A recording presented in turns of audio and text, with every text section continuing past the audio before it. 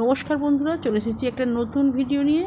তোমরা প্রথম থেকে শেষ পর্যন্ত ভিডিওটা দেখো আর তোমাদেরকে অনেক অনেক ভালোবাসা জানাই। তোমরা দেখো, এই দেখো দুটো ডিম নিয়েছি। ডিমটা আমি নতুন একটা রেসিপি বানাবো। ডিমটা আমি আগে ফাটিয়ে নিচ্ছি, ফাটিয়ে তারপর ফেটিয়ে নেবো। আর সেটা কী দিয়ে জানো তো, আমি নেবো চামচ দিয়ে ফেটালেই আমার সুবিধা হয়। দেখো, এটা ভালো করে একদম মিশিয়ে নিতে হবে, একদম মানে মনেই হবে না যে ডিম বলে, সমস্তভাবে দেখো এইভাবে ফেটিয়ে নেবো।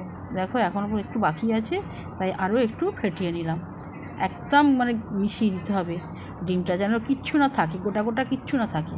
দেখো এইভাবে আমি শুধু ডিমটাকে ফেটিয়ে নিলাম, কেবলমাত্র ডিমটা। এইবার ফ্রাই প্যানে আমি সর্ষের তেল দিয়ে ভাজলে টেস্টি হয়, সেই জন্য আমি সর্ষের তেল দিলাম। সর্ষের তেলটা একটু আমি ঘুরিয়ে দিলাম ফ্রাই প্যানে। এইবার দেখো গরম হয়ে গেছে তেলটা।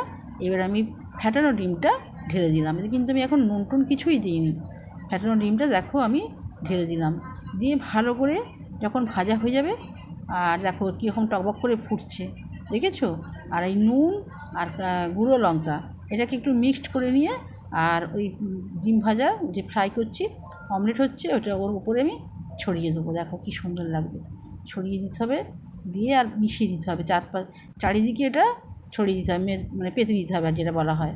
ভালো করে মিশিয়ে দেবো। দেখো ওপরটা খুব সুন্দর দেখতে লাগবে, আর খেতেও খুব ভালো লাগবে।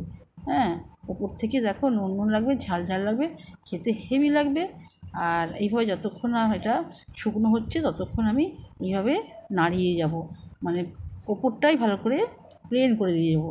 দেখো এরকম ভাজা হয়ে গেছে, তোমরা বুঝতে পারছো কিনা জানি না।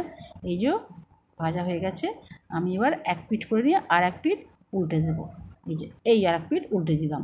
দেখো হালকা করে এটা করবো, এটা কিন্তু বেশিক্ষণ রাখবো না।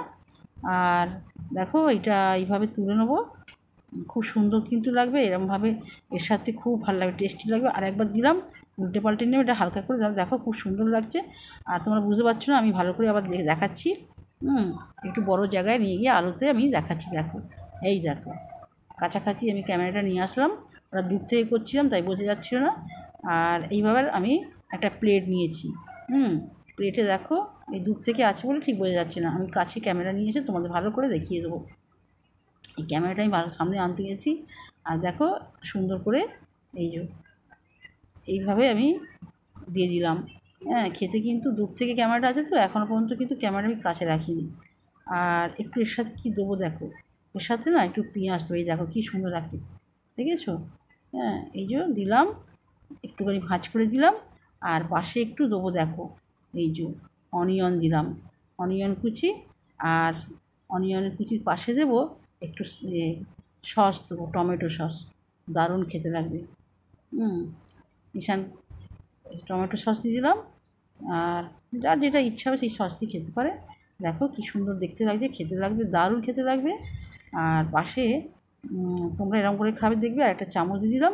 অনেক ভালো থাকবে, অনেক সুস্থ থাকবে, অনেক আনন্দ থাকবে।